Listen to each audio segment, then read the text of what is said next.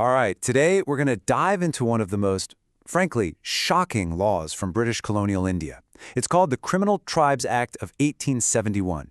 And believe me, this isn't just some dusty piece of history. Its impact is still felt by millions of people today, and we're going to unpack exactly how it came to be and why its shadow is still so long. So let me just start by asking you a question. I want you to imagine something for a second.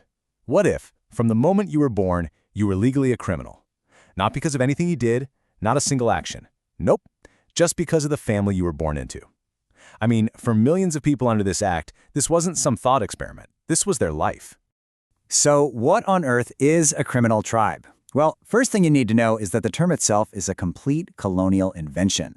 This wasn't a real thing. It was a label, a tag that the British government literally created to slap onto entire communities. We're talking huge groups of people, many of them nomadic, and basically say, you guys, you're criminals from birth. It's in your blood. Okay, so you have to wonder, how does a law this extreme, this discriminatory, even happen, right? Well, it didn't just pop up out of nowhere. It all started because the British built a very specific story, a narrative, to make this completely unjustifiable law seem justifiable. And at its core, the reason was, well, it was brutally practical. For the colonial government, nomadic people were just a huge headache. Think about it. They moved around. That makes them really hard to tax, really hard to keep an eye on, and almost impossible to control. And that suspicion, that distrust of anyone who didn't stay put, that's where the whole idea of criminal tribes really took root. Now, to sell this idea, the British used a classic tactic. They took a real but very specific threat and blew it way out of proportion. So there were these groups called the Thogees. And yes, they were organized gangs of robbers. They were a genuine problem. But what the colonial government did was take the public fear of the Thogees and use it as a giant paintbrush to smear countless other totally unrelated communities, basically saying, see, all these nomadic people, they're just like them. And if you want to understand the twisted logic they used, just listen to this quote from a colonial official named T.V. Stevens. His argument, and this is wild, was basically, okay, in India, a person's job is often tied to their caste, right? So, for these tribes, their job, their inherited profession, must be crime itself. He's literally saying they pass down criminality from father to son, just like any other trade. And they really worked hard to build this story. First, they just started equating any group that traveled with a criminal gang. Simple as that. Then the language they used. It was just awful, completely dehumanizing. One official called them absolute slime and beasts of the field. And get this, they even argued that if someone from one of these tribes had a normal job, like a blacksmith or a musician, it was just a front, a cover for their real life of crime. So, okay, that was the story they spun. But what about the law itself? What did it actually do? Let's get into the nuts and bolts of how this system of total control actually worked on paper. And here it is, the Act itself. The real power was baked right into Section 2. It basically gave local governments the power to just point at any tribe, any gang, any group of people, and declare them a criminal tribe. And they didn't need proof of individual crimes. All they needed was a belief that the group was involved in certain types of offenses. The moment a community was notified, a whole system of control just snapped into place. First, every single adult man had to be registered, complete with thumbprints. Second, their freedom of movement was gone. They had to carry a pass to go anywhere and report to the local police every single week. And then, and this is just heartbreaking, their children could be taken away. Kids as young as 6 could be separated from their parents and shipped off to what they called reformatory schools. And once your name was on that list, that was it. There was no escape. You couldn't appeal it. There was no court you could go to argue your case. The law literally said that no court in the land could question the government's decision.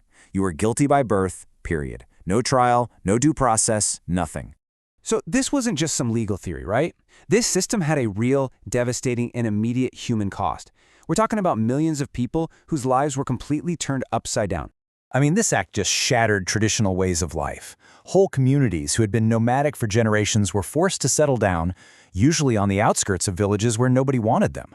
This completely cut them off from how they made a living, whether they were performers, herders, craftsmen, you name it.